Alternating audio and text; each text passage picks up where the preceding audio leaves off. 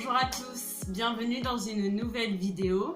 J'espère que vous allez bien et que votre famille va bien.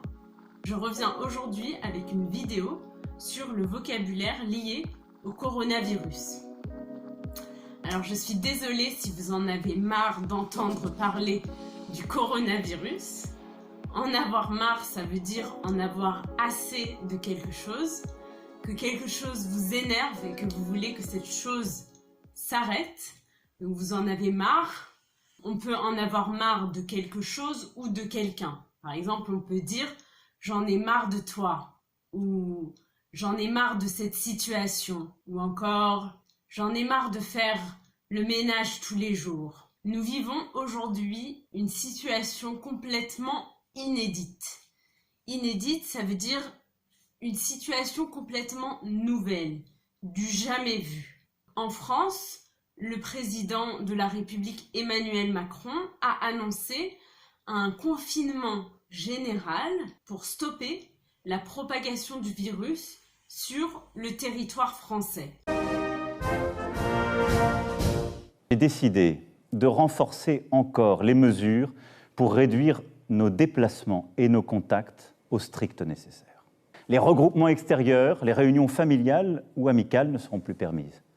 Se promener, retrouver ses amis dans le parc, dans la rue, ne sera plus possible.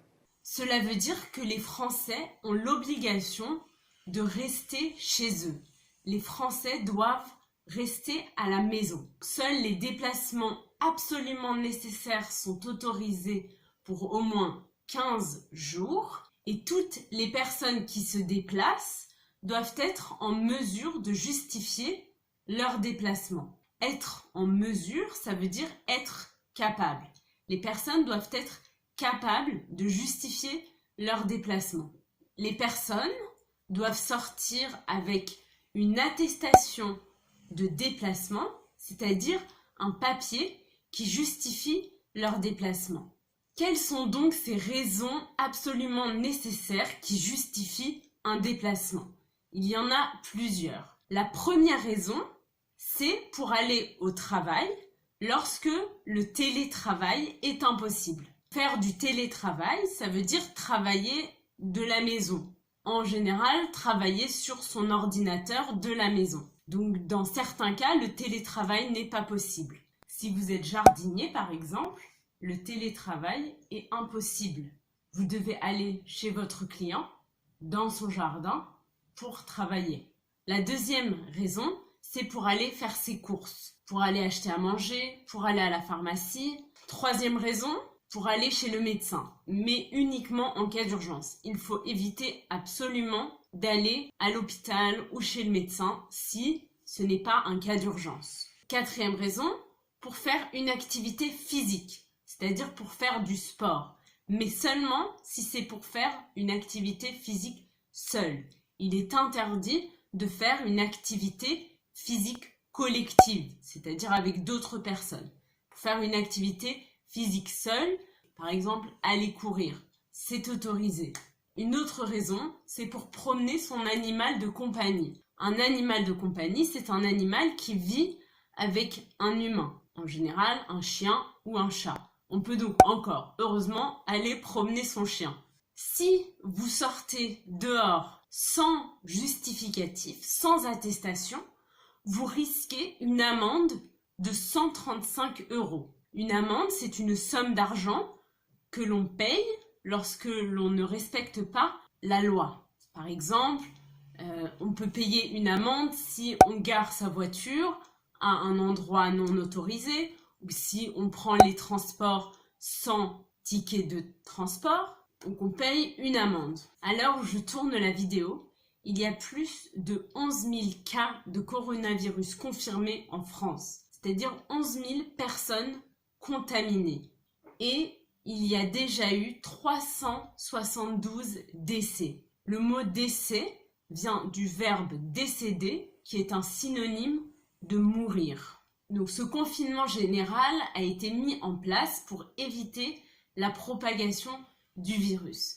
Comment se protéger et éviter de transmettre le virus? Il faut tout d'abord se laver les mains fréquemment avec du savon et de l'eau ou sinon avec un gel hydroalcoolique. Il faut éviter de se toucher la bouche, le nez ou les yeux. La distanciation sociale est un mot que l'on entend beaucoup ces derniers temps. Ça veut dire qu'il faut garder une certaine distance entre les personnes. Il faut garder une distance minimum de 2 mètres entre les personnes. Bien sûr, il ne faut pas serrer la main ni faire la bise. Et enfin, il faut éternuer et tousser dans son coude. Ici, on a 2 mots importants. Tousser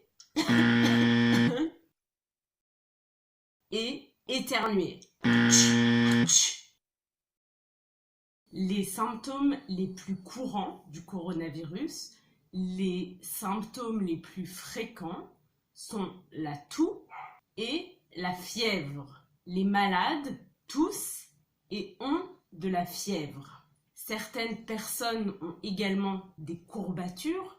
Vous savez, après avoir fait du sport, parfois vous avez mal à certaines parties du corps. Donc ici, c'est pareil. Et certaines personnes ont des difficultés à respirer. Respirer.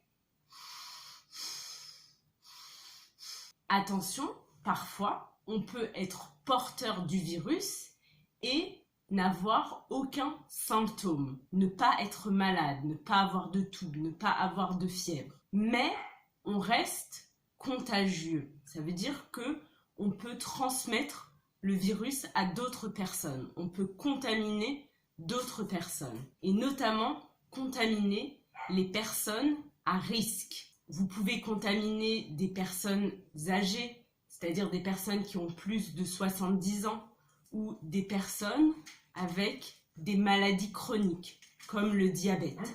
Pour ces personnes, le coronavirus peut être très dangereux. Il est donc très important de respecter les règles de confinement et de rester chez soi un maximum. Une des plus grosses inquiétudes, c'est qu'il y ait trop de malades en même temps, au même moment, et que les hôpitaux saturent. Hôpitaux, c'est le pluriel de hôpital. Un hôpital, des hôpitaux. Une des plus grosses inquiétudes, c'est donc que les hôpitaux saturent et qu'il n'y ait pas assez de matériel et de personnel pour s'occuper des malades. Tout le corps médical, les médecins, les infirmiers et les infirmières, etc. travaillent très dur et tous les soirs à 20h, les Français sortent sur leur balcon pour les applaudir et les remercier. C'est tout pour cette vidéo. Si le sujet vous intéresse et que vous voulez suivre l'actualité sur le coronavirus en France et dans le monde, je vous conseille la chaîne d'Hugo Décrypte qui fait des vidéos tous les jours sur sa chaîne YouTube pour résumer l'actualité liée au coronavirus en France et à l'étranger. Tous les nouveaux mots de vocabulaire seront écrits dans la barre d'infos, donc allez voir. Et ce que je vous conseille, c'est d'essayer de faire des phrases avec les nouveaux mots que vous avez appris. Et écrivez-moi ces phrases en commentaire. Racontez-moi également dans les commentaires comment ça se passe dans votre pays. Prenez soin de vous et je vous dis à bientôt pour une prochaine vidéo. Bye!